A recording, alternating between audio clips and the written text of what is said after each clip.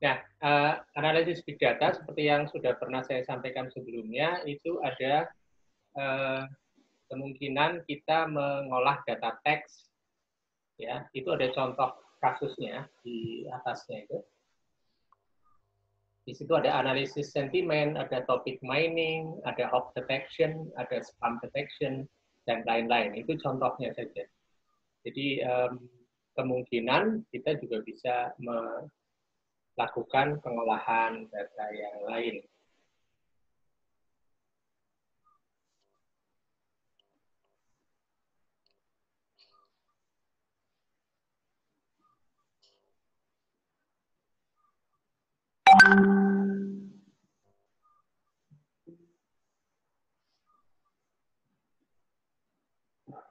Yang kedua adalah stock exchange forecasting, climate prediction, dan lain-lain. Ini biasanya dikenakan contoh untuk data yang numerik.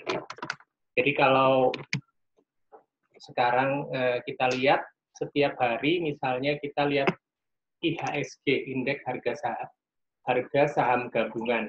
Di sana ada data yaitu harga pembukaan dan harga penutupan yang setiap hari itu disajikan di dalam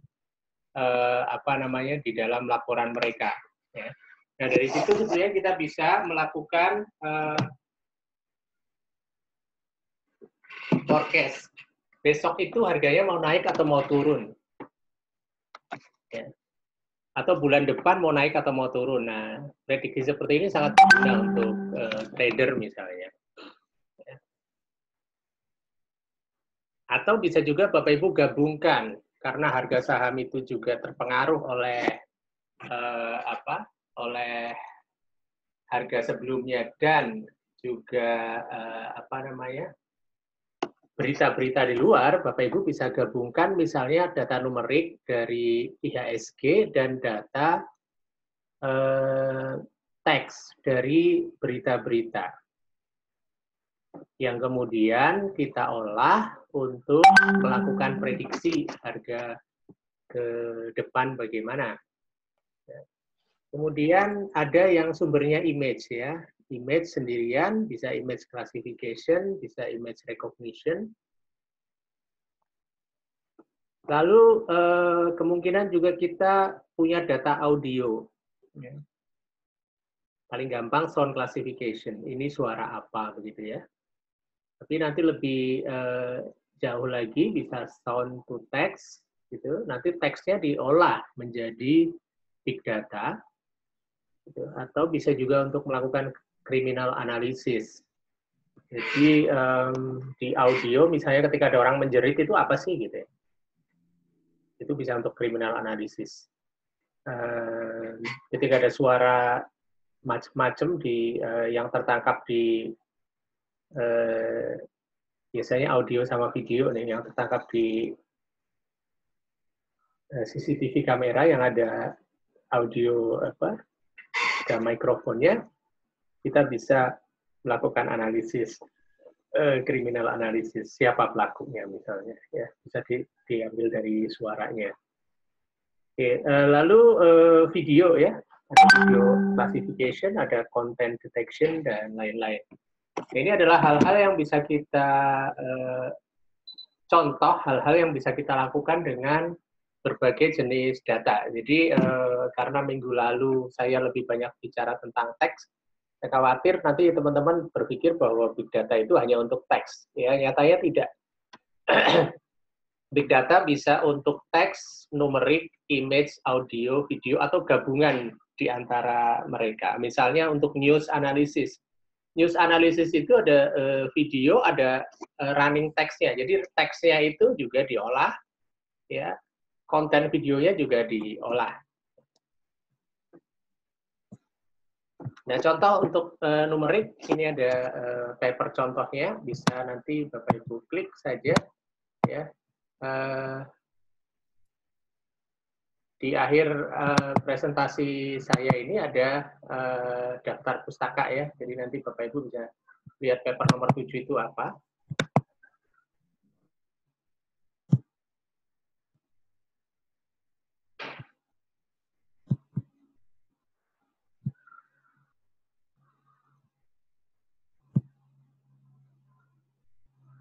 Saya mute video saya biar mute ya.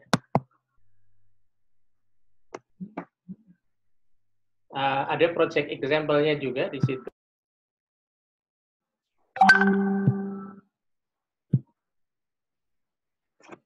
Project example-nya ada di website ini, di Analytics-Vidya. Ya, ini bisa saya klik saja. Kita ke sana.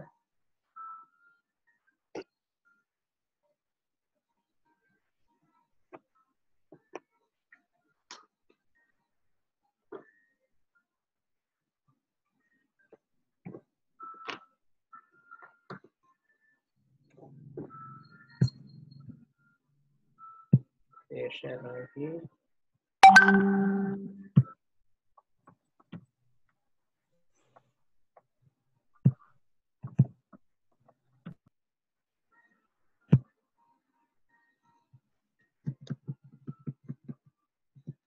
Ya, jadi ini kita akan mencoba melakukan prediksi harga saham ya. Harga saham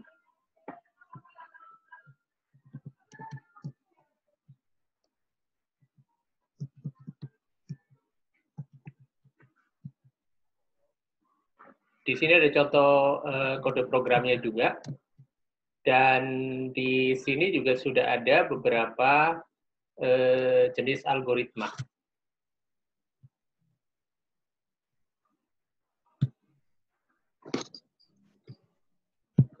Jadi dari moving average, linear regression, KNN, auto ARIMA sampai LSTM. Ya, ini ada contoh programnya. Jadi nanti teman-teman bisa mencoba kemudian melihat apa perbedaan antara satu dengan yang lain ya. Ini adalah memakai linear regression ya, memakai linear regression. Ini kode programnya, kemudian hasilnya juga ada. Ini pakai linear regression, kita bisa lihat. Ini aktualnya, ini adalah prediksinya. Jadi prinsipnya yang hijau ini adalah data yang sudah kita ketahui. Yang biru ini adalah data yang masa yang akan datang yang belum kita ketahui. Kemudian yang kuning ini adalah hasil prediksi kita.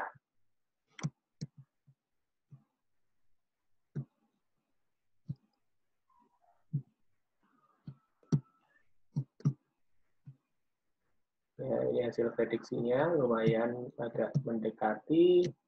Kemudian algoritma yang lain, ini adalah algoritma auto ARIMA, ini adalah yang dicoba didekati, yang ini adalah pendekatannya yang hijau.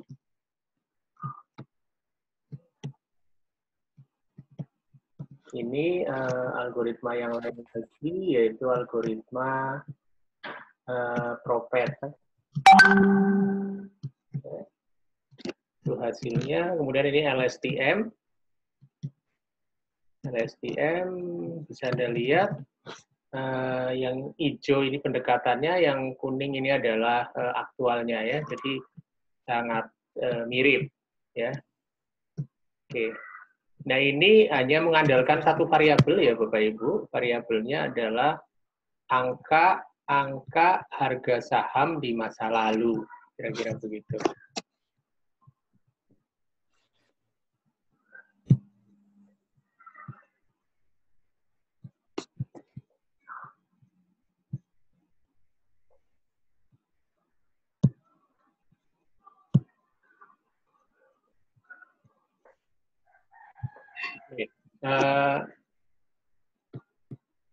Sampai sini ada pertanyaan?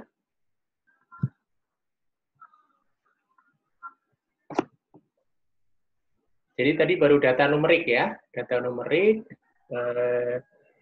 satu variabel, kita bisa melakukan pendekatan seperti itu. Nah, apakah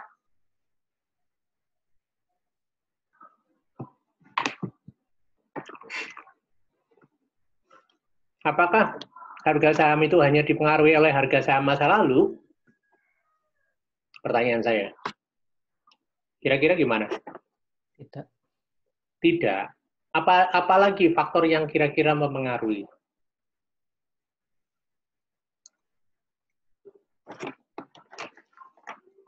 Hubungan antar negara, kondisi hubungan antar negara. Kondisi hubungan antar negara.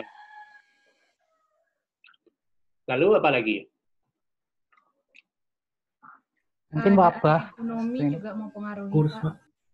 Wabah, ekonomi, berita, Pak. berita. Oke. Jadi kira-kira dari contoh tadi kan hanya mencoba melihat harga saham besok ya atau minggu depan atau bulan depan ya yang kita prediksi itu berdasarkan harga masa lalu. Kira-kira Anda punya ide nggak untuk mengembangkan ini sehingga kira-kira prediksinya menjadi lebih tepat? Kalau kita lihat tadi ya hasilnya dia ya yang menggunakan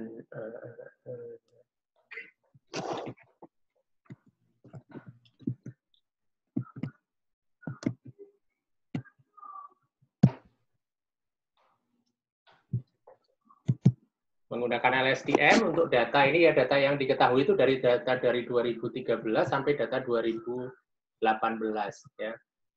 Iya. Kalau kita lihat LSTM cukup bagus, tapi kalau kita lihat yang sebelumnya ya ini pakai regresi linear ya, linear regression. Oh sorry, Prophet. Ya.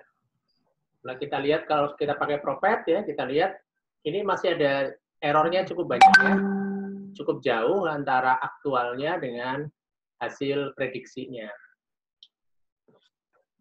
Demikian juga pada saat kita memakai ini ya, memakai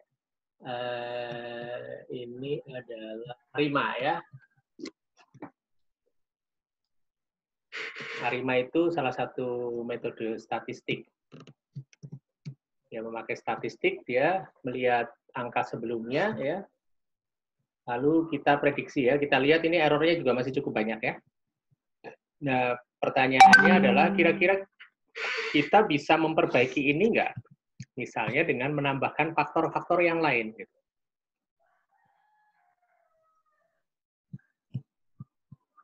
Nah, di dalam hal ini, Bapak Ibu, kita kalau kita lihat prediksi ini, kita melihat bahwa fitur numerik yang dipakai untuk melakukan prediksi adalah harga saham secara runtun waktu. Jadi harga saham saja, begitu ya.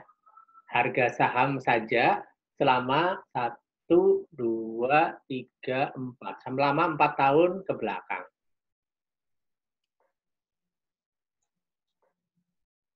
Dengan itu, maka kita menggunakan algoritma ARIMA ini, kita mendapatkan error yang cukup tinggi.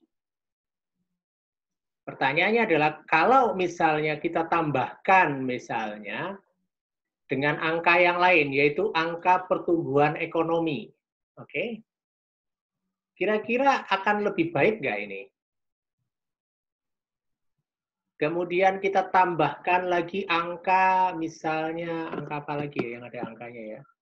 Curah hujan. Ya, curah hujan kan ada angkanya juga ya. Oke. Ya, jadi kira-kira itu idenya ya, Bapak Ibu ya. Jadi apa namanya? Bentar ya, saya terima telepon dulu. Assalamualaikum. Waalaikumsalam. Baik, Mbak. Ini dari Mbak.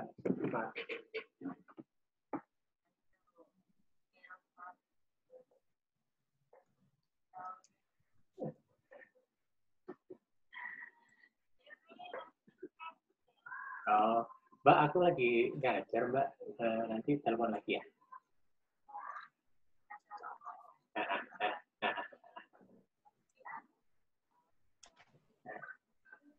Iya, saya masih sebentar.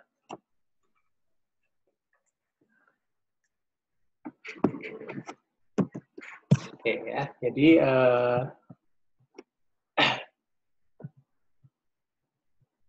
sampai ke satu fitur ya. Jadi kita tadi bicara fitur. Fiturnya apa sih yang apa namanya kita pakai? Yaitu fitur harga saham saja. Nah, bisa jadi kita bisa meningkatkan kualitas prediksinya dengan menambahkan fitur yang lain, atau dengan kata lain apa? Faktor-faktor pertimbangan lain yang bisa kita pakai untuk melakukan prediksi, gitu ya. Oke, kita kembali ke presentasi lagi.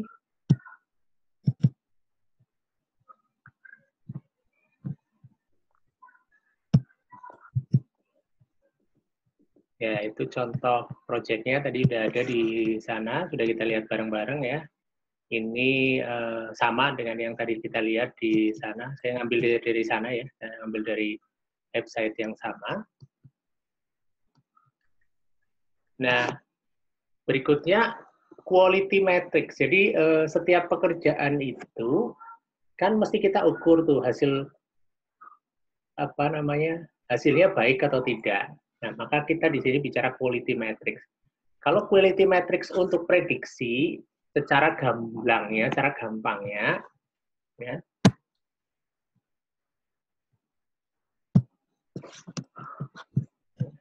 Kita lihat di sini, kalau untuk hari ini, prediksi ini ya, ini prediksi kita di sini. Ini prediksi kita di yang hijau ini. Sementara aktualnya itu ada di sini, ya. Jadi di sini ada error di sini ya, ada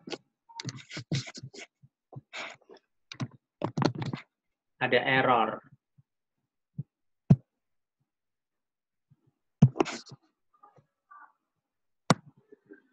Ya, errornya segini nih yang saya merahin ini, ya, yang saya merahin.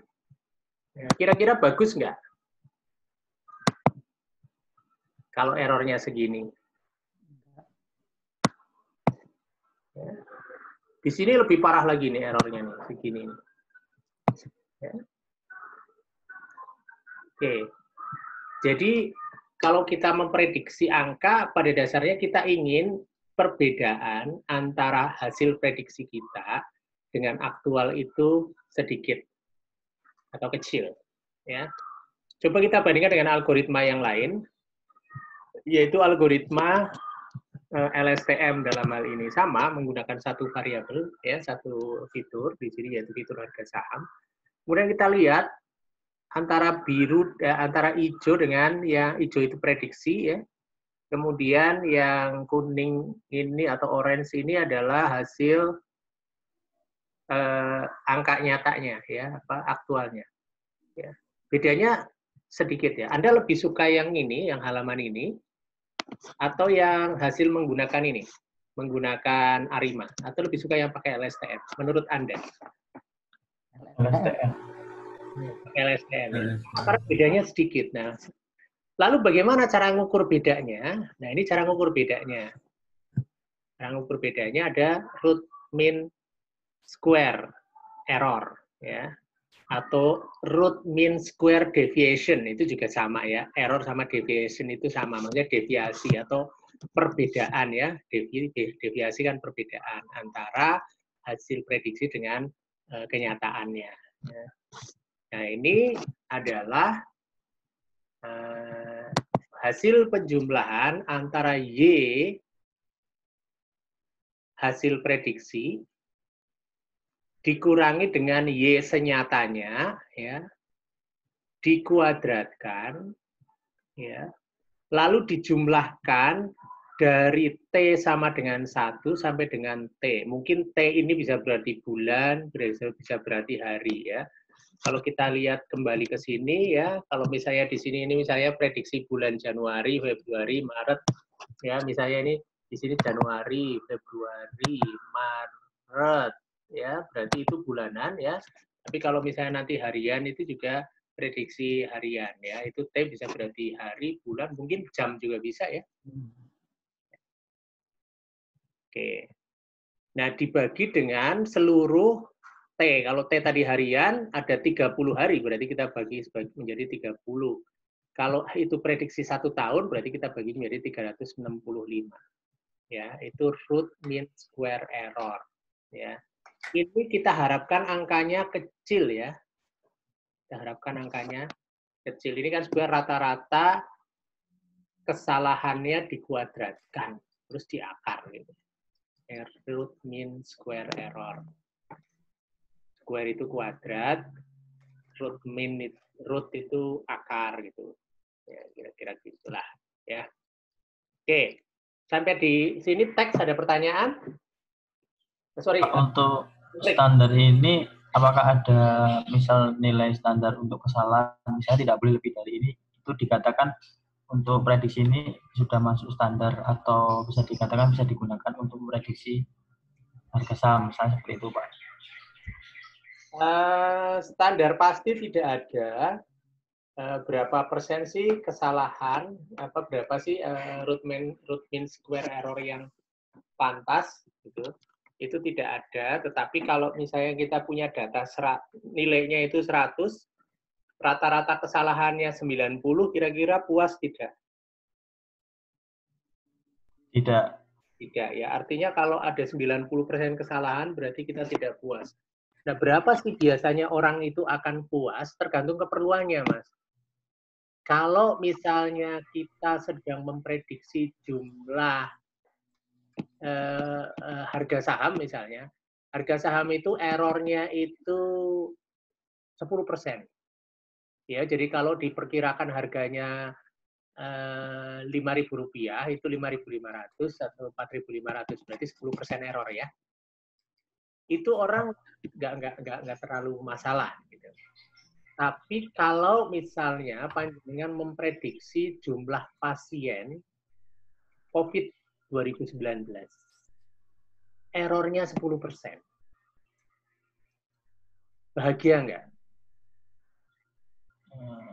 Tidak sih, Pak. Soalnya krusial sih untuk masalah seperti itu. Ya, jadi nanti berapa persen error yang bisa diterima itu akan sangat tergantung dari Kasusnya, Pak. keperluannya apa. Oh ya, terima kasih, Pak. Tapi walaupun begitu, biasanya 20% itu sudah sesuatu yang sangat tidak enak untuk diterima. Walaupun kami juga punya paper untuk prediksi penyakit, tapi bukan numerik ya, untuk prediksi penyakit tanaman mangga itu kami hanya mendapatkan ketepatan itu 67%, atau dengan kata lain errornya itu sekitar 33%, itu masih bisa diterima. Karena yang diprediksi adalah penyakit tanaman mangga. Jadi kalau mangga itu mati gak apa-apa. Tapi kalau jadi prediktor untuk penyakit manusia, errornya 30%, itu nggak akan bisa diterima. Gitu. Ya, terima kasih, Pak. Oke, ya. Nah, berikutnya kita bicara big data untuk teks. Nah, ini sudah banyak kita bicarakan kemarin ya. Tadi apa saja yang bisa dilakukan? Ada sentiment mining, ada text summarization, ya. Ada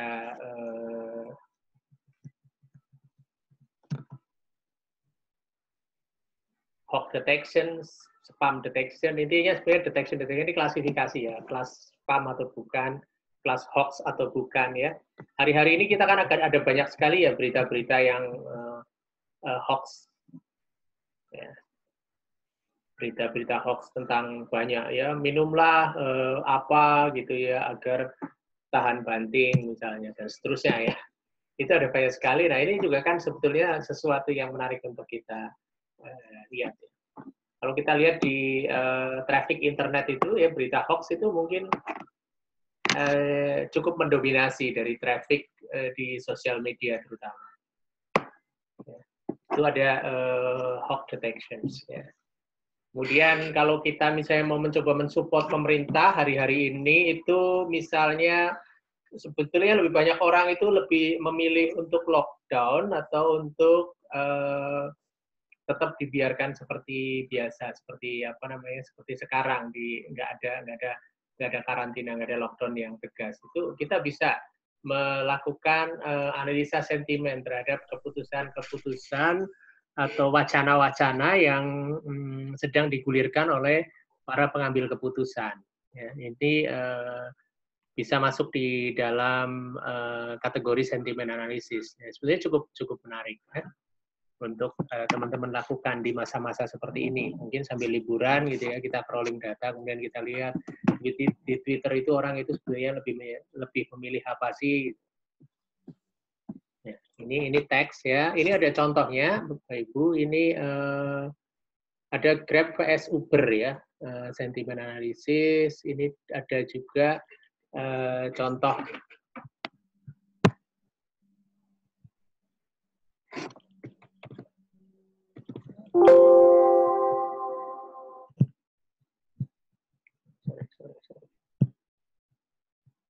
ini ada contohnya, contoh kode programnya ya.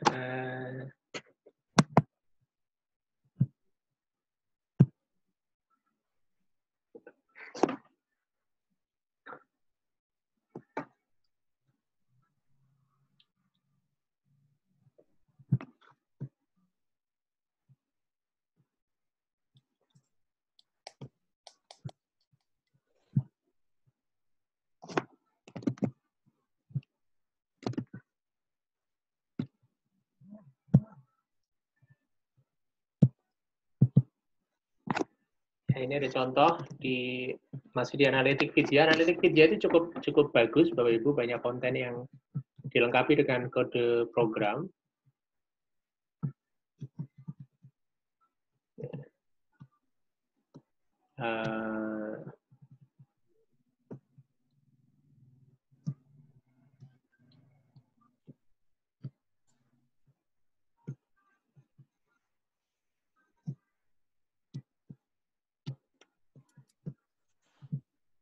Ya ini ada cleaningnya juga sudah ada, removing short word sudah ada, cukup banyak, tokenization juga sudah ada. Yang ini bahasa Inggris, Bapak Ibu.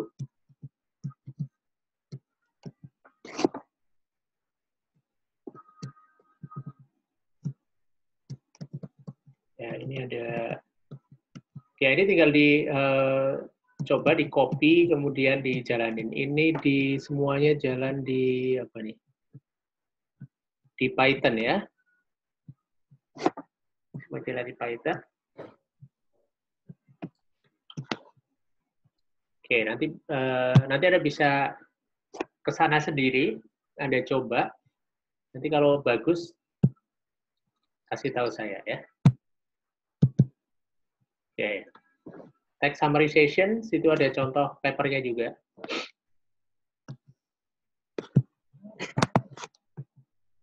Ini sudah kemarin ya. Ada contoh juga untuk head speech classification. Bagaimana cara kita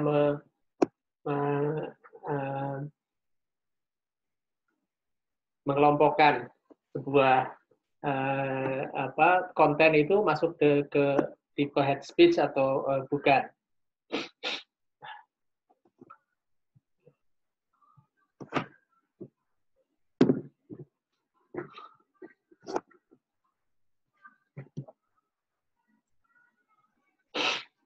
Ini adalah text mining juga, ya, data text mining, ya, untuk mengelompokkan data menjadi topik-topik.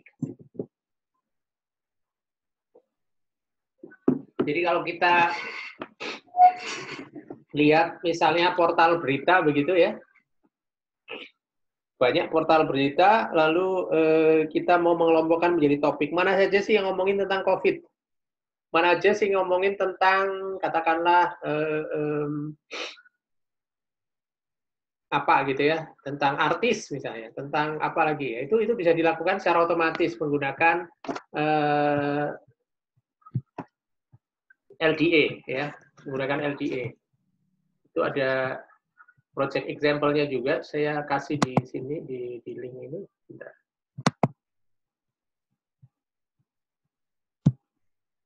Ya, ada di daftar pustaka nanti ya, example nomor 2 ya. Oke. Teks gitu, ada pertanyaan untuk teks? Ini kan ada hoax detection. Berarti kalau misalnya mau deteksi hoax, berarti kan harus ada dataset mana yang hoax, mana yang tidak hoax. Terus ada dataset lagi mana yang hoax kayak gitu ya, Pak? Kalau itu adalah mesin learning, iya seperti itu. Ya. Kalau biasanya seperti apa, Pak? Kalau biasanya?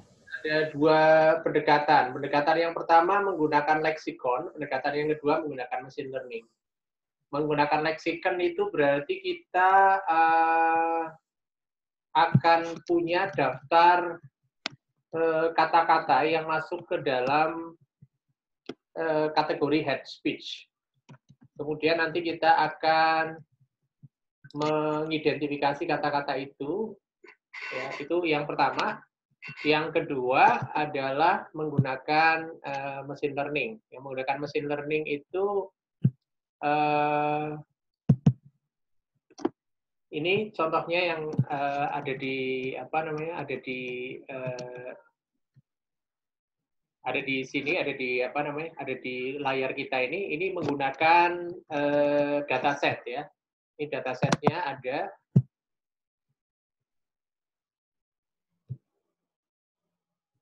Jadi sudah ada di situ dataset yang berisi hate speech dan yang bukan hate speech. Nah, kita coba cari dalam bahasa Indonesia ada nggak ya?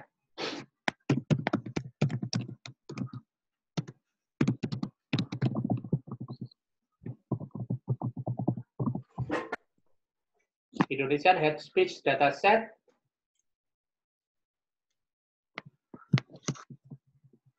Ya, sudah ada tuh di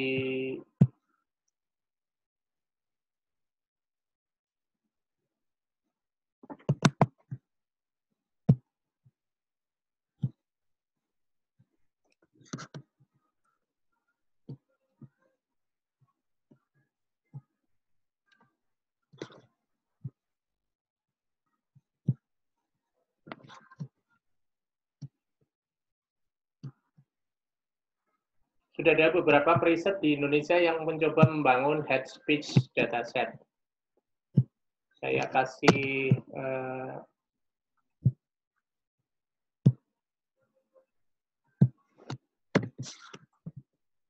ya, saya kasih contoh papernya ada di komen ya, ada di komen. Itu kalau kita yang menggunakan mesin learning ya. Oke, jadi ada 2 metode. Biasanya kita lebih banyak mengandalkan yang mesin learning. Karena yang mesin learning ini bisa berkembang. Jadi semakin banyak kita punya dataset, semakin bagus mesin learning itu bisa mengenali adanya hate speech. Oke, saya share lagi, kita kembali ke PowerPoint.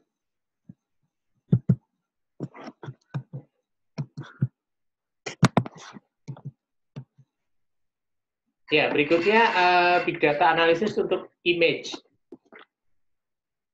Ada cukup banyak ya. Kenapa image menjadi cukup banyak? Karena image sendiri secara natural dia sudah datanya besar. Jadi kalau teks 1 halaman itu 1 halaman seperti yang Anda lihat ini berapa bit ya? Ini kira-kira 1 kata kan 1 byte. Paling 100 kata. 100 kata itu 100 byte. Sorry, 100 1 huruf itu 1 byte, kalau 100 huruf 100 byte. Kalau di sini ada 1000 huruf, berarti 1000 byte ya, 1 kilo. Itu udah 1 halaman. Tapi kalau image, 1 halaman image itu besarnya bisa berapa tuh? Ya, kalau 1024 kali 1024 itu sudah 1 megabyte. Karena setiap 1 pixel itu diwakili oleh 1 pixel. Kalau pixelnya RGB maka dia diwakili oleh 3 byte data. Ya, itu hitung-hitungannya. Sehingga image sendiri sudah big data. Ya. Di image big data analisis apa yang bisa dilakukan? Ya, ada banyak ya. Contohnya misalnya kalau Anda lihat Google itu secara sangat cepat bisa mengenali wajah kita walaupun kita itu foto ber-10 orang. Pernah nggak lihat Google itu, kalau Facebook ya. Kenapa bisa terjadi seperti itu? Karena setiap kali awalnya dulu, waktu awal-awal Facebook ada, itu dia nggak secerdas sekarang. Tapi begitu Anda sudah punya 10, apalagi 100 gambar, Anda upload ke Facebook, ya semuanya di-tag nama Anda, maka Facebook secara cerdas menggunakan itu untuk melakukan analisis foto kita. Oh, ini adalah Pak Arif, oh ini adalah Mbak Bisja, oh ini adalah Mas Reza, dan seterusnya.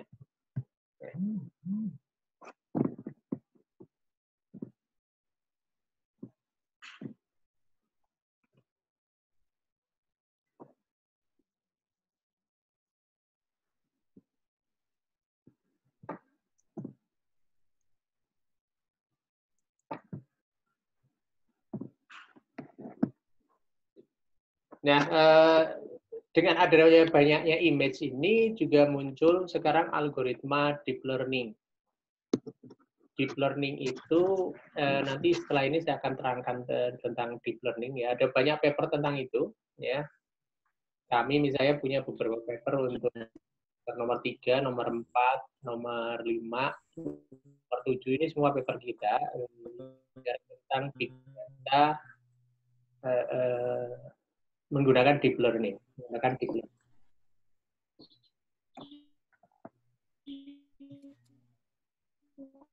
Standar framework-nya kira-kira seperti ini ya. Jadi machine learning itu selalu butuh dataset ya, seperti yang tadi ditanyakan Mas David. Machine learning itu butuh data yang berlabel. Tanpa data yang terlabel, machine learning nggak bisa jalan. Jadi selalu ada dataset.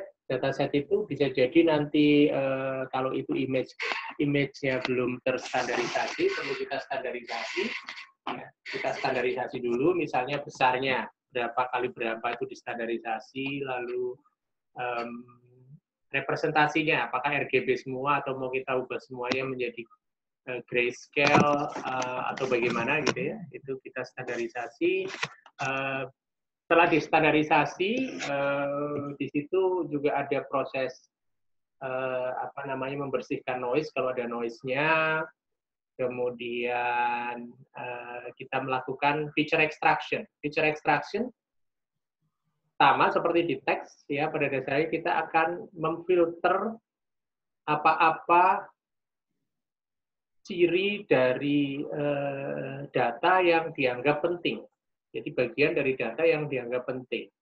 Kemudian di situ feature extraction ini ada beberapa teknik. Ada teknik yang disebut sebagai teknik local feature. Teknik yang lain disebut sebagai global feature. Global feature itu contohnya apa? Misalnya ini ada gambar saya ya di bagian paling atas. Kemudian saya rata-rata warnanya. Kalau di rata-rata warnanya ini kira-kira dekat dengan biru, kuning, atau coklat. Ya kalau dicampur semua mungkin kita akan ketemu sekitar warna-warna. Kalau saya begini ya, walaupun ada biru di belakangnya gitu ya, ini warna yang akan muncul ada warna-warna kulit. Rata-ratanya warna kulit. Ya.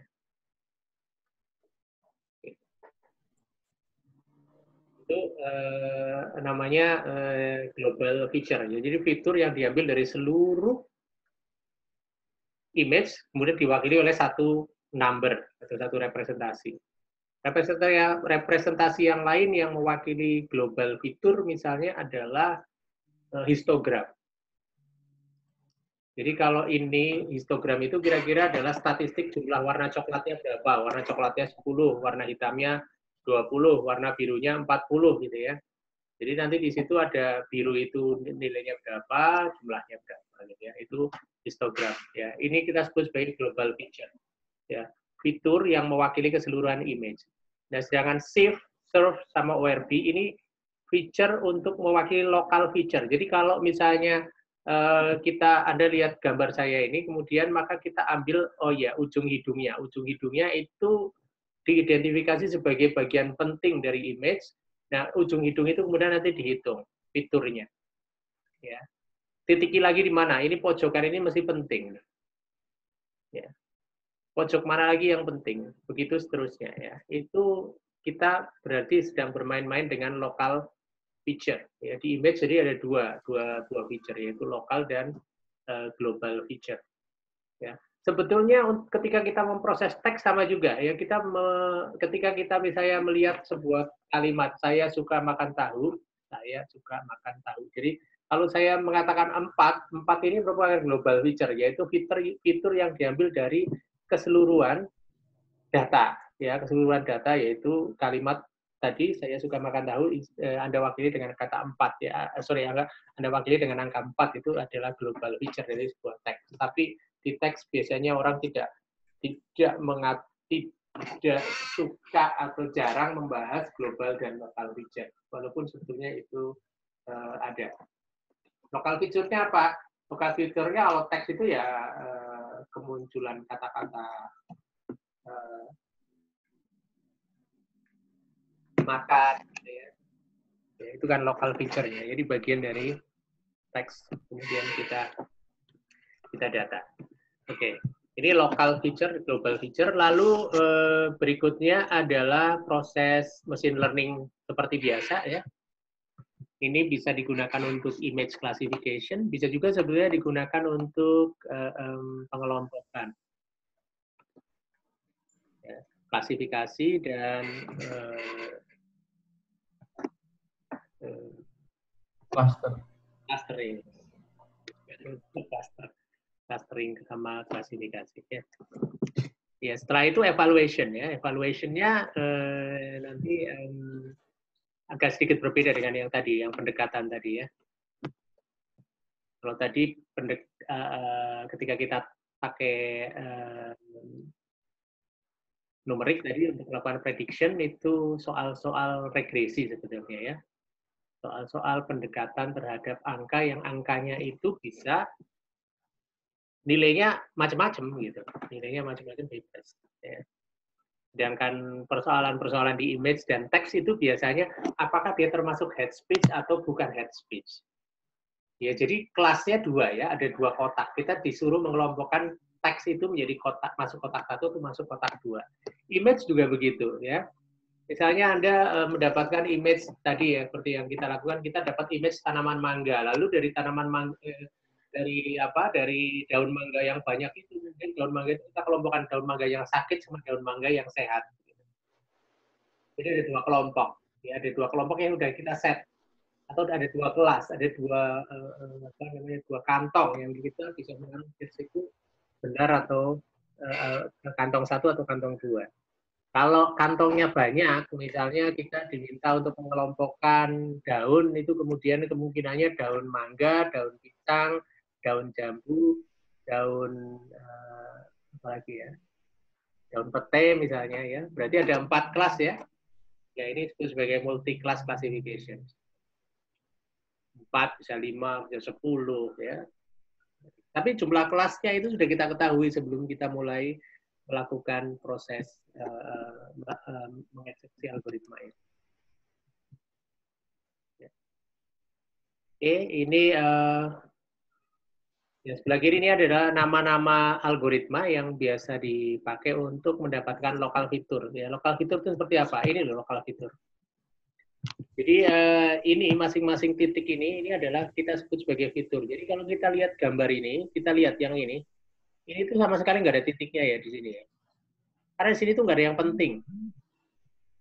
Jadi si algoritma SIF ini bertugas untuk mendeteksi titik-titik mana yang penting di dalam sebuah gambar. Ya, ini bersih di sini, nggak ada yang penting. Berarti di situ bisa diabaikan. Jadi kalau Anda diminta untuk membandingkan antara dua buah binatang ini, dijamin kita bisa memfilter bagian-bagian background itu tidak ikut dibandingkan. Bahkan kalau kita lihat ORB ini, ketika dia mencoba membandingkan kuping ini, dia hanya menandai ujung kuping sebagai sesuatu yang penting. Nah, ini adalah algoritma ekstraksi fitur lokal yang memang tugasnya untuk mendeteksi fitur yang penting. Bagaimana cara mendeteksinya itu tergantung masing-masing algoritma.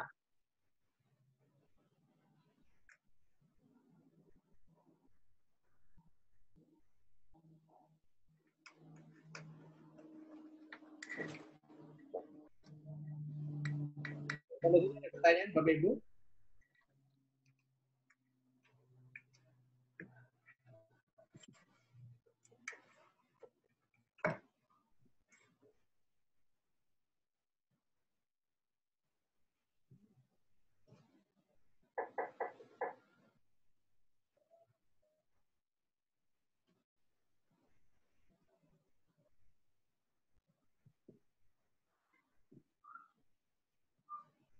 Nggak ada ya? Oke, saya lanjut.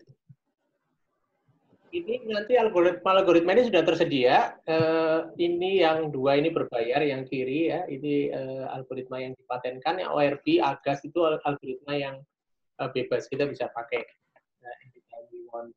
Gratis dan sudah ada di dalam library. Cara manggilnya ada di sini. Ini library-nya biasa kita pakai CV2 ya. CV2. Sebenarnya saya sudah punya contoh program, ada program namanya ORB. Nanti saya, kalau sempat saya share di grup. Ya. Ini algoritma untuk fitur extraction untuk image ya. Oke. Nah, kalau kita sudah punya fitur, maka kita akan mendapatkan, kalau itu adalah prakteknya kan kita punya gambar seperti ini kan mungkin 100, mungkin 1000 begitu ya. Dari 1000 gambar itu nanti ada fiturnya. Jadi ada kolom 1, kolom 2, sampai kolom ke-10. Nah, nanti kita bisa taruh di dalam matriks fitur.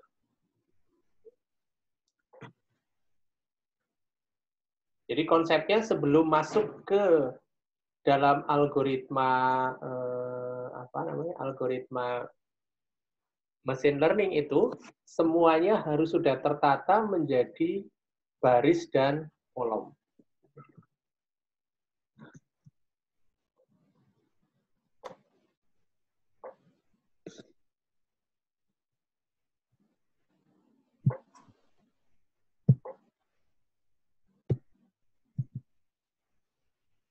Jadi kalau tadi awalnya adalah gambar, bentuknya seperti ini. Dikatakanlah gambar Anda begitu.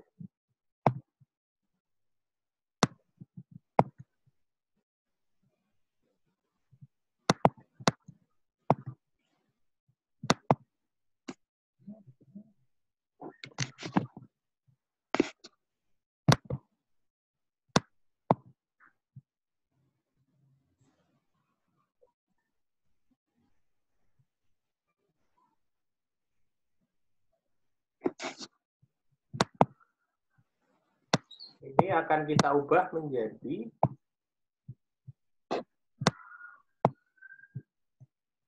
bentuk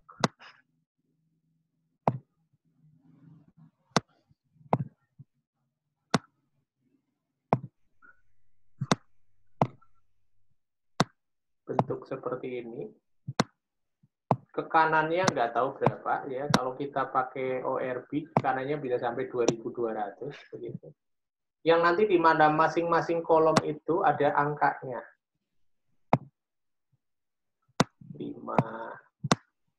4, whatever number lah ya. Jadi ini untuk gambar 1.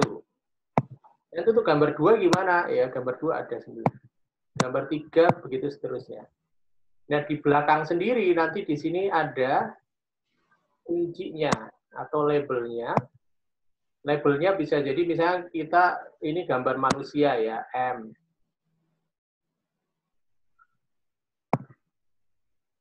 Ini gambar binatang, B misalnya, dan seterusnya. Ini kita sebut sebagai kelas ya, label kelas. Jadi dia masuk ke dalam kelas yang mana. Nah, dari sini kemudian baru kita bisa masukkan ke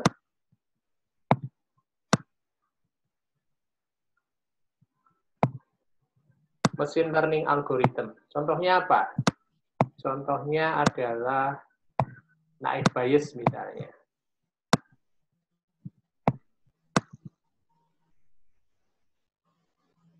Contoh lain apa lagi? Misalnya contoh lain itu D45 misalnya.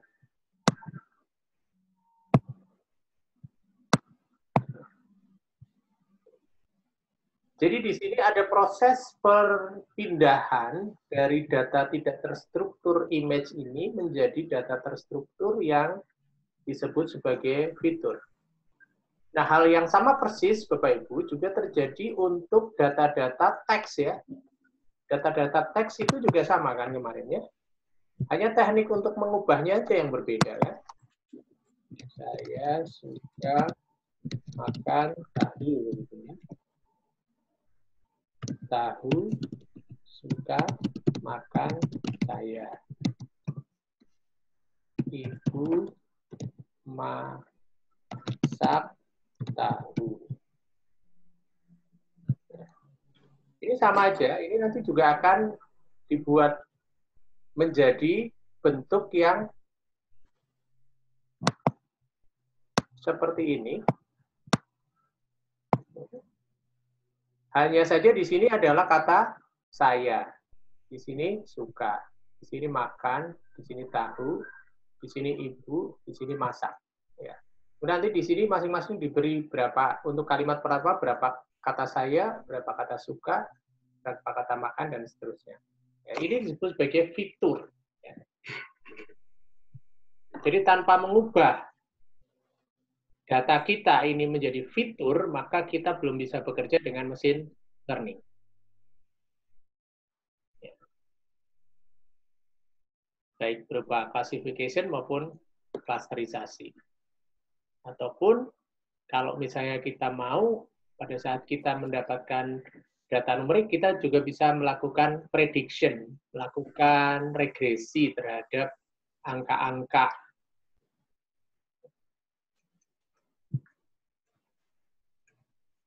Oke, ada pertanyaan sampai sini Bapak Ibu?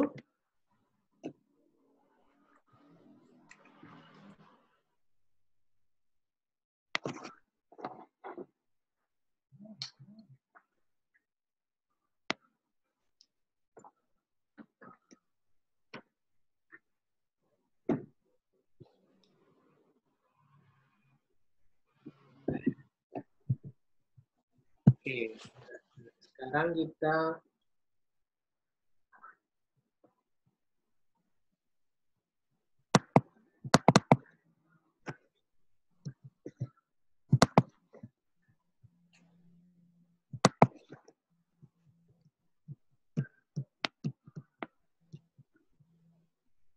akan masuk ke salah satu teknik untuk melakukan salah satu teknik deep learning yang biasa digunakan untuk image, walaupun di belakang hari CNN ini juga bisa digunakan untuk data yang lain selain image. Ya. Kita akan bahas ini untuk image. Nah, untuk image, kalau tadi secara umum kita akan melakukan proses transformasi image menjadi matriks yang fix, matriks fitur ya, menggunakan beberapa algoritma, satu atau dua atau mungkin bahkan bareng-bareng. Ya.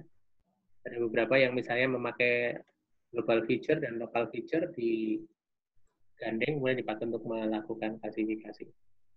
Nah, di CNN, di deep learning, khususnya CNN, proses untuk melakukan feature extraction dan proses untuk melakukan klasifikasi itu dijadikan satu paket. Jadi kita tidak melakukan secara khusus feature extraction. Kita gambarkan di sini. Jadi kalau misalnya kita punya image, kalau image itu kita gambarkan menjadi matriks dan masing-masing nilai itu adalah nilai dari masing-masing pixel.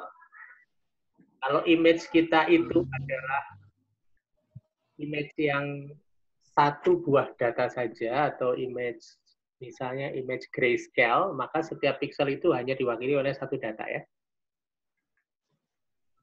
Karena setiap pixel itu cuma dinilai seberapa hitam. Gitu. Jadi nilainya antara 0 sampai 255. Oke. Jadi kira-kira kalau image-nya 6x6 kita dapat sebegini ya. Prakteknya sih nggak ada image 6x6. Kalau image 6x6 biasanya kan kecil banget gitu ya. Image biasanya 256x256 itu sudah kecil. Tapi ini buat menggampangkan contoh, kita pakai image 6x6. Nah, image 6x6 ini kemudian akan dikonvolusi. Ini operasi konvolusi. Ini bukan pengalian, tapi operasi konvolusi.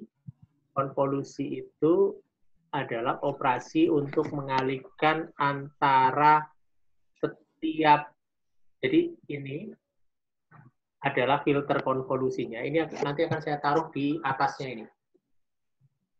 Di atas 3x3 image yang pertama. Jadi kira-kira nanti Anda akan mendapatkan yang ini.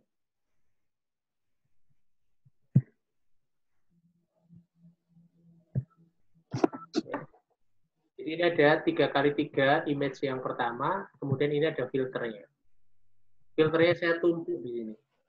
Semua ini ya.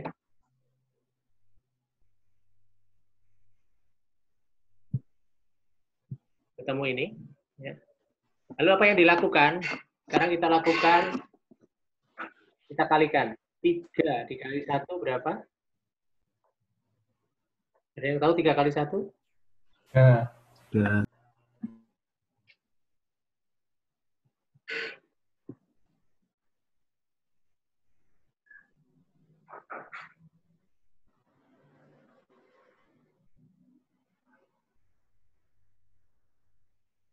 0 dikali 0.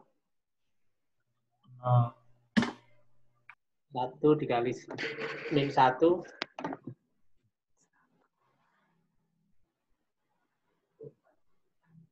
Nanti ketemu ini. Ya, jadi operasi konvolusi kira-kira begini. 0 dikali 1 ditambah 1 dikali 0. Ya. 1 dikali 0 ditambah 2 dikalikan min 1. Ditambah 5 dikalikan 1, ditambah 8 dikalikan 0, ditambah 9 dikalikan min 1, ini, ditambah 7 dikali 1, ditambah 2 dikali 0, ditambah 5 dikali min 1. Silahkan dihitung sendiri, tapi saya sudah ngitung ketemunya min 5. Kalau nggak percaya, silahkan dihitung sendiri ya. 0 ditambah 0 dikurang 2, jadi min 2. Min 2 tambah 5, 3, tinggal tambah 0. 3 tambah 0, 3. 3 ditambah min 9. Min 6 ditambah 7. 1 ditambah 2 kali 0, 0. Jadi min 5 ya, harusnya min 4. Harus min 5. 0, 0, min 2.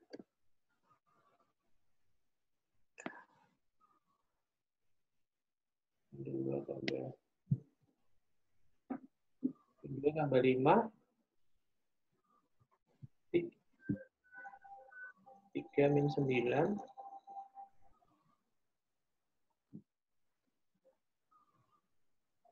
min 9, 6.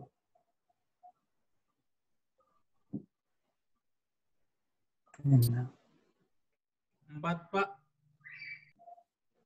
Ya.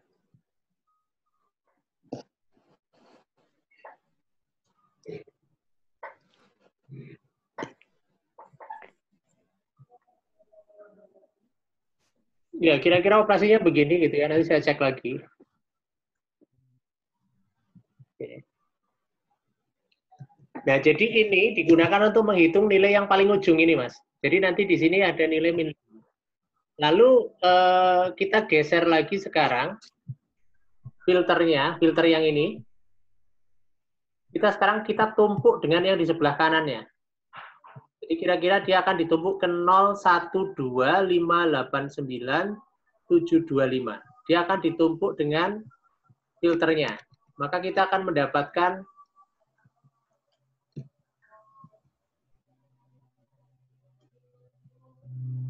ini ya. Kita ini akan mendapatkan ini. Oke. Ya betul, tadi yang ini min 4 ini harusnya, karena ini gambarnya salah. Gambarnya salah, saya perbaiki dulu, biar nggak salah persepsi.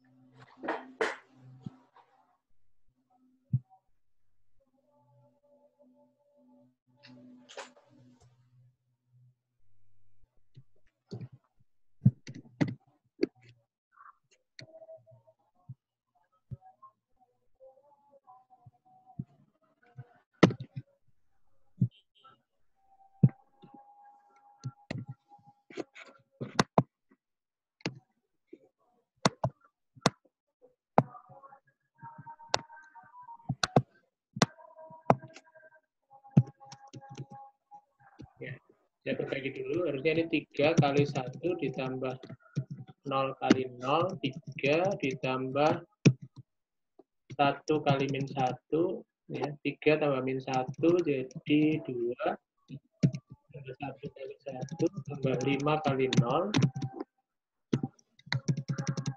ditambah 8 kali min 1, ditambah 2 kali 1, ditambah 7 kali 0, ditambah 2 kali min 1. Ini yang hasilnya min 5 ya.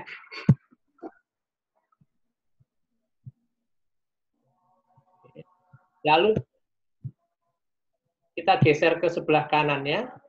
Kita geser ke sebelah kanannya, maka filternya 1100, min 1 ditumpuk ke sini. Menghasilkan min 4. Begitu seterusnya ya. Jadi digeser terus. Filternya digeser terus sampai ujung.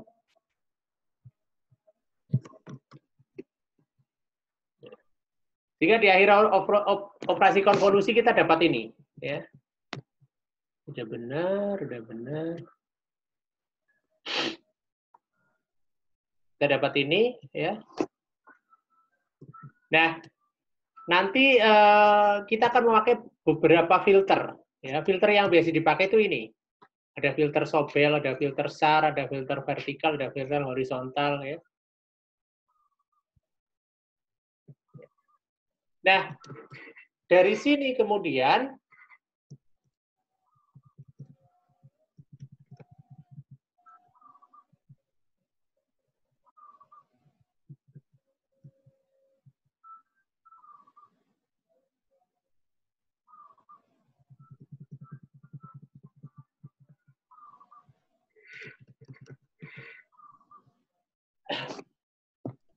kita akan mendapatkan operasi konvolusi. Nah, operasi konvolusi itu dilakukan berkali-kali, nggak cuma sekali. Ya, nggak cuma sekali, dilakukan berkali-kali menggunakan beberapa filter.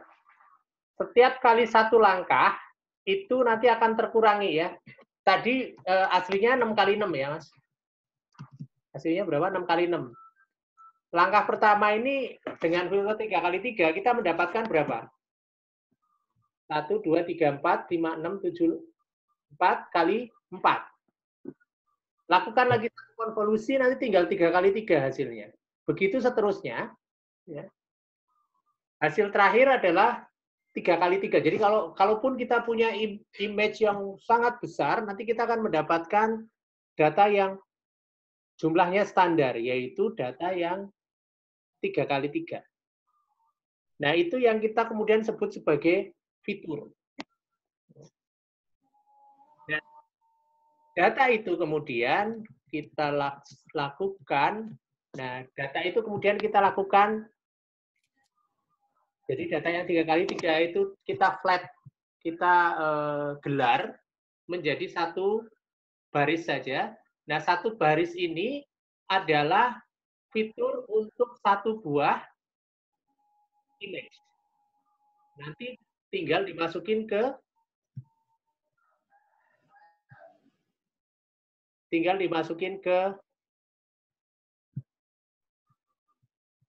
sini lagi. Whiteboard tadi. Ya, tinggal dimasukin ke sini. Lalu dilakukan machine learning algorithm. Biasanya pakai perceptron, pakai MLP. Ya, pakai MLP.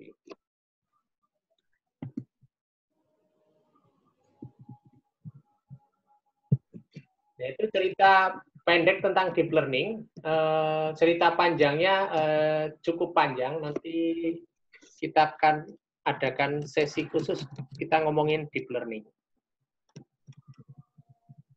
Oke. Ya, Pak. Ya, gimana? Ada pertanyaan?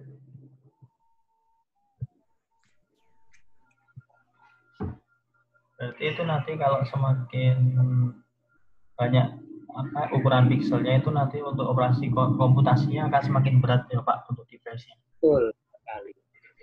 Tapi untuk akurasi juga akan lebih baik juga gitu ya Pak. Atau mungkin nggak berpengaruh untuk gimana Pak? Jadi deep learning ini mengandalkan jumlah data. Semakin banyak jumlah datanya, karena dia kan merem tuh. Pokoknya setiap image itu saya filter, kalau filternya filter tadi yang vertikal seperti ini ya. Sebenarnya kita cuma menghitung ada berapa garis vertikal di dalam image tadi. Kita pakai filter horizontal, kita cuma ngitung ada berapa garis horizontal di dalam image ini. Kita pakai fitur miring, ya kita pakai fitur sobel, itu sebenarnya cuma ngitung ada berapa pojok misalnya. Nah, dari situ kemudian semua image ini kan kita samaratakan. Pokoknya semua kalau dikenain filter sobel, kalau dikenain filter vertikal, kalau dikenain filter horizontal, hasilnya begini. Katakanlah saya punya gambar pisang begitu.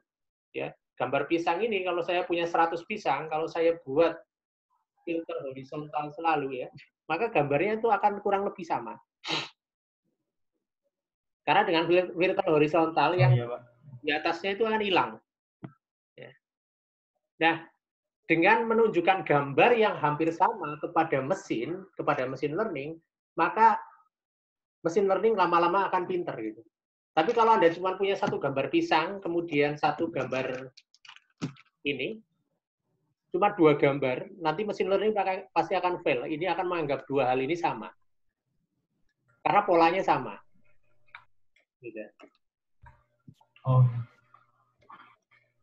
Oke. Ya, terima kasih, Pak. Ya. Saya yakin masih membingungkan, karena memang deep learning itu juga cukup membingungkan konsepnya. Harus dicoba dulu nanti baru iya. Oke. Fitur lain yang sering dipakai orang adalah histogram of gradient atau HOG. HOG itu apa? HOG itu mendeteksi, tahu gradient nggak? Garis miring. Garis miring. Jadi kita kasih filter garis miring begini. Kita geser dari kiri ke kanan. Itu nanti kita akan mendapatkan ada berapa garis miring. Kemudian garis miringnya itu ada yang begini, ada yang begini, ada yang begini, ada yang begini. Ini nanti diberi nilai masing-masing. Ya. Kemudian kita taruh di histogram. Biasanya histogram itu untuk menggambarkan warna, tapi sekarang histogram ini kita pakai untuk menggambarkan kemiringan dari masing-masing pixel. Nah, ini sangat baik untuk dipakai menilai, mengenali wajah. Karena wajah itu ternyata terdiri dari banyak kemiringan. Ya. Tapi HOG ini akan jelek kalau dipakai untuk mengenali seperti ini, karena ini kemiringannya seragam. Ya. Tapi kalau Anda lihat wajah saya ini kan miringnya nggak jelas ya. Jadi ada yang ke sini ya, ini ke sini ya. Ini ke sini, ini miringnya ke sini ya. Hidungnya kanan sama kiri kan miringnya beda-beda ya. Kalau dibandingkan dengan Anda itu juga macam-macam ya. Ini contoh hasilnya, Mas. Ini contoh hasilnya. Ini kita kenali pakai HOG. Ya, ini contoh hasilnya. Face detection menggunakan CNN. Ini contoh hasil eksperimen-eksperimen saya sendiri. Jadi berhasil mengenali mana wajah, mana bukan ya. Bahkan sampai yang kecil banget ini ya. Anda lihat yang gambar yang ini. Yang wajahnya kecil banget ya. Ini masih dikenali ini wajah. Ya.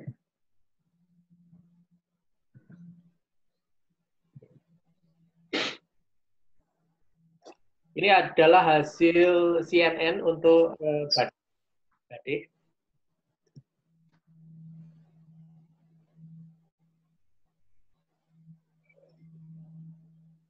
Ini hasil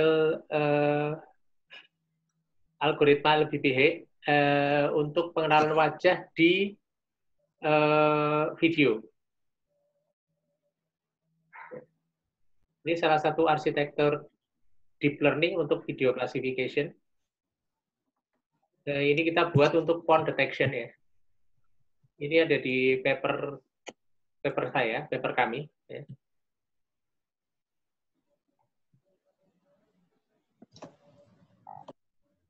Oke, ini semua hasil kerjaan kita. Nah, sekarang kita bicara tentang quality metrics ya. Lalu kalau tadi untuk prediction quality metrics-nya adalah perbedaan antara hasil prediksi dengan kenyataan, ya, di mana kenyataannya adalah sebuah nilai yang nilainya continue. Misalnya tadi harga saham bisa jadi 5.000, 5.500, 5.250 ya. Jadi nilainya continue. Maka di situ ada ukuran.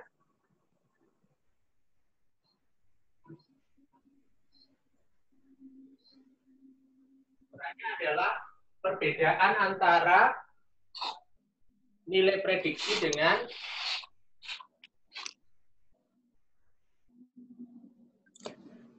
nilai ya, bisa diukur pakai tadi sederhananya pakai RS root mean square error atau root mean square deviation. Maka untuk persoalan-persoalan klasifikasi ukurannya tidak bisa memakai itu karena tidak ada angkanya. Ya, jadi kita tidak bisa memakai rata-rata.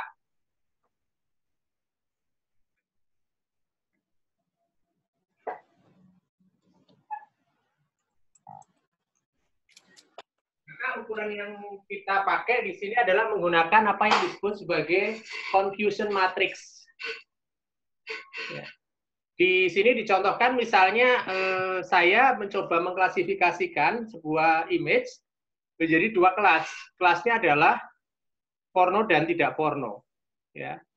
Prediksinya otomatis juga porno dan tidak porno. Nah, di sini sebetulnya kita menghitung berapa banyak jumlah yang diklasifikasikan dengan benar. Jadi yang diklasifikasikan atau diprediksi porno dan kenyataannya porno. Kita sebut sebagai true positive.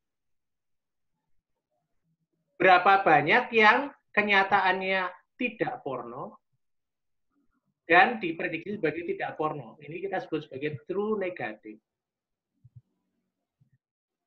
Nah, berapa banyak yang salah? Yang kuning ini salah. Ya.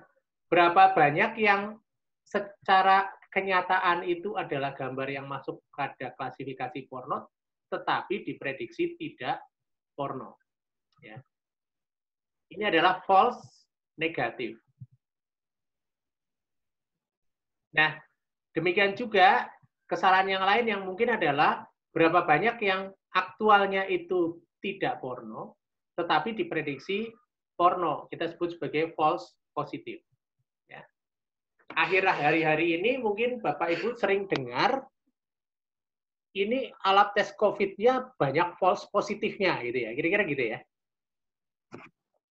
Nah, itu memakai teknik yang sama, teknik pengukuran kualitas yang sama, ya, yang namanya alat ukur itu tidak bisa terus semuanya true positif atau true negatif. Ada juga yang salah gitu. Tinggal berapa yang salah. Nah, kemudian apa parameternya? Parameter pertama adalah akurasi. Akurasinya gimana? Akurasi itu adalah semua yang benar, ya.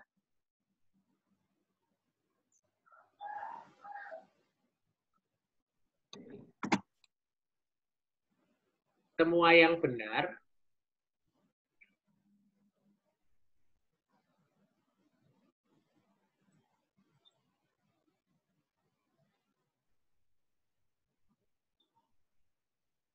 ini harusnya TP ya. TP plus TN dibagi dengan, saya perbaiki aja.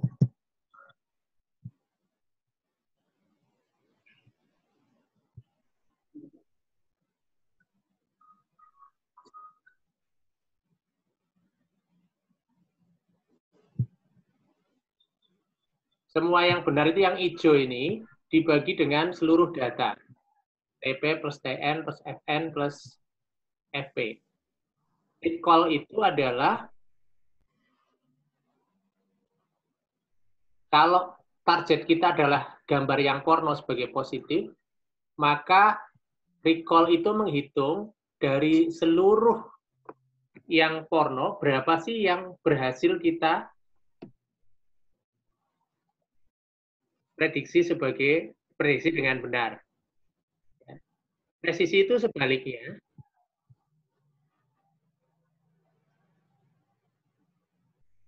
Presisi itu dari seluruh yang diprediksi porno, berapa sih yang betul-betul porn, gitu ya. Jadi recall and precision. Kemudian ada F1 score. Ini ada rumusnya di sebelah kanan. Nah, quality matrix ini akan bagus jika datanya itu nanti seimbang. Jadi kalau misalnya kita sedang melakukan prediksi pornografi, maka datasetnya itu dataset porn, dataset non porn itu seimbang. Maka quality matrix ini akan bagus hasilnya. Oke. Sampai sini ada pertanyaan, Bapak Ibu? Ini ada referensinya sudah dari sini, sudah saya tulis juga, nanti bisa dicek papernya ya. Mohon maaf Pak, saya mau tanya yang tadi yang deteksi wajah lewat video tadi Pak. Ya. Jadi itu, yang tadi yang setelah slide ini. Nah, seperti itu. Nah, itu kan prinsipnya sama dengan CNN tadi. Hanya saja apakah harus mengecek satu-satu frame, maksudnya frame 1 dicek, oh ada wajah, frame 2 dicek, apa seperti itu, atau bagaimana Pak? Ini bukan untuk yang wajah, ini deteksi video, keluarnya nanti porn atau tidak porn. Jadi video, video porno dan video tidak porno. Itu kan satu video sekian frame. Nah, di sini idenya dari sekian frame itu kita pilih frame-frame tertentu. Jadi frame 1, 2, 3 sampai frame N. Jadi tidak semua frame dipilih. Nanti dari sekian frame itu nanti kan akan ada masing-masing frame kan gambar tuh. Sama dengan ada masing-masing gambar. Nah, satu frame itu kemudian kita ambil kita lakukan CNN. Setelah dilakukan CNN kan dapat fitur. Nah, fitur itu masukin ke MLP. Ya, konsepnya seperti itu. Jadi kalau di sini konsepnya tidak semua frame, tapi hanya frame terpilih. Atau kalau Anda pernah dengar ada keyframe namanya. Oh ya, keyframe. Itu ada beberapa teknik untuk mendeteksi keyframe. Jadi selected frame 1, selected frame 2 sampai frame N ini adalah keyframe yang dipilih dari video. Gitu. Karena kalau Kalau misalnya kita melakukan terhadap semua frame, boleh juga, tetapi nanti komputasinya akan jadi sangat berat. Ya, ya, ya. Karena di video itu kalau ada 10 frame, ya, misalnya ya, Anda lihat video saya ini, 10 frame, itu kira-kira isinya sama nggak?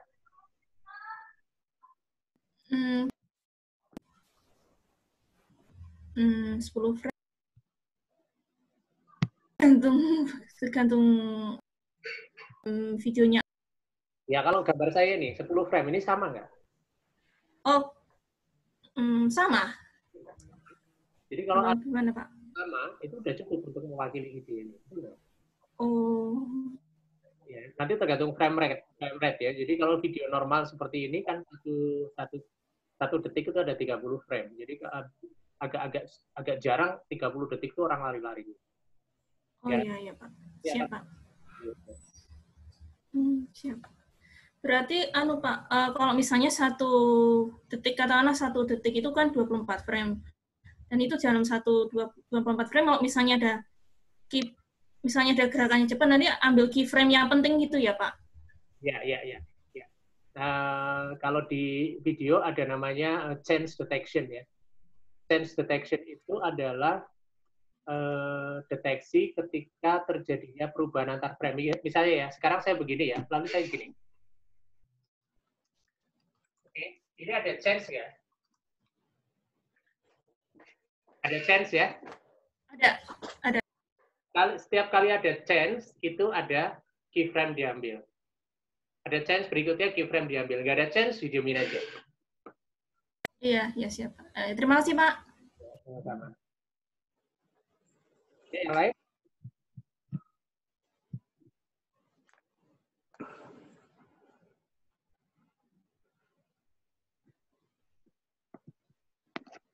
Oke, jadi ini quality metrics untuk classification. Tadi ada quality metric untuk prediction dan atau regression ya. Yang depan tadi pakai RMSE. Ya, ini quality metrics untuk classification. Ketika nanti Anda membuat paper, maka ini adalah hal yang diharapkan oleh pembaca. Jadi berapa sih yang kita capai? Berapa persen tingkat akurasi dari yang kita hasilkan di dalam percobaan kita, itu kita tunjukkan dengan ini. Ada juga sebenarnya quality metrics untuk yang saya lupa terus apa, Mas Reza? Dari tadi lupa terus. Apa ya, Pak? Skor mungkin, Pak? Klasifikasi regresi. Satunya lagi.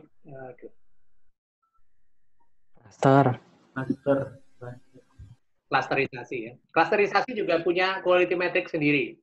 Jadi kalau klasterisasi kita tidak memakai ini ya.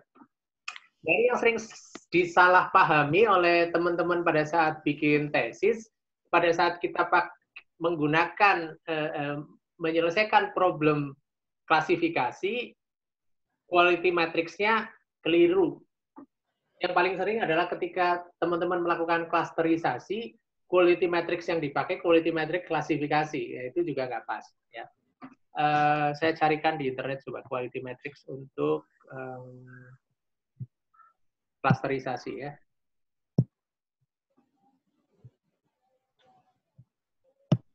Coba saya taruh di situ, jadi saya coba di sini. Clustering.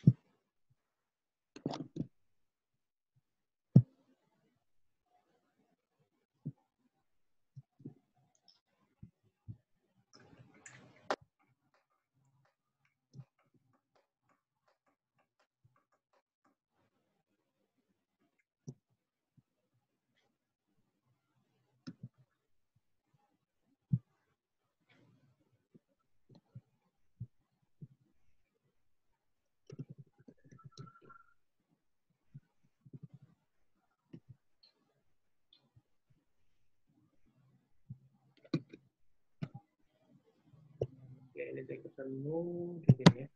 Jadi ada beberapa ukuran untuk clustering ya. Jadi ada DB index, ada Dan index, ada silhouette coefficient dan lain-lain. Ini saya share saja di di message ya. Ini yang sering sekali saya temukan kesalahannya pada saat saya ngoreksi atau nguji tesis.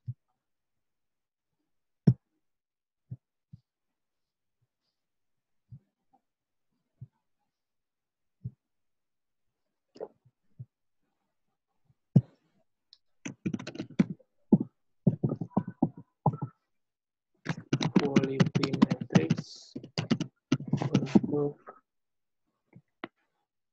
clustering. Oke, ya. Jadi ada 3 keperluan ya. Yang tadi quality matrix untuk prediction atau regression, ya. Itu yang pertama, RMSE dan sejenisnya. RS root mean RMSE itu bukan satu-satunya ukuran, ada beberapa ukuran yang lain yang lebih sederhana. Misalnya menggunakan bukan root mean tapi absolute, ya, absolute error, ya, itu juga bisa, ya. Yang kedua, quality metric untuk klasifikasi sudah ada di di presentasi. Kemudian quality metrics untuk clustering ada di sini. Ya. Topic mining itu adalah clustering untuk data teks. Oke, ada pertanyaan Bapak Ibu? Kalau nggak ada, saya harap Anda sudah punya gambaran penuh ya, sudah punya gambaran holistik tentang big data dengan berbagai jenis data masukan dan berbagai keperluan yang berbagai masalah yang bisa diselesaikan menggunakan big data mining ini, big data analisis. Ya, bisa terhadap teks, bisa terhadap angka, bisa terhadap suara, bisa terhadap video, bisa terhadap image, begitu. Nah, berikutnya depan kita atau mungkin PR Anda di rumah minggu ini adalah coba Anda pikirkan apa yang akan Anda kerjakan dengan big data. Apa yang akan Anda kerjakan dengan big data? Ya, contoh-contoh programnya tadi juga sudah saya share di di presentasi dan ini saya rekam, jadi nanti saya share rekaman kuliah kita hari ini ya, agar Anda bisa lihat contohnya di mana misalnya, kemudian jadi tinggal tinggal diikuti linknya, sudah ada di sana, sudah ada contoh programnya, sudah lengkap dengan matriksnya, dan ada juga beberapa paper contoh tentang itu. Jadi minggu ini sampai minggu depan, tolong dipikirkan Anda mau mengerjakan apa dengan big data. Pilihannya ada banyak.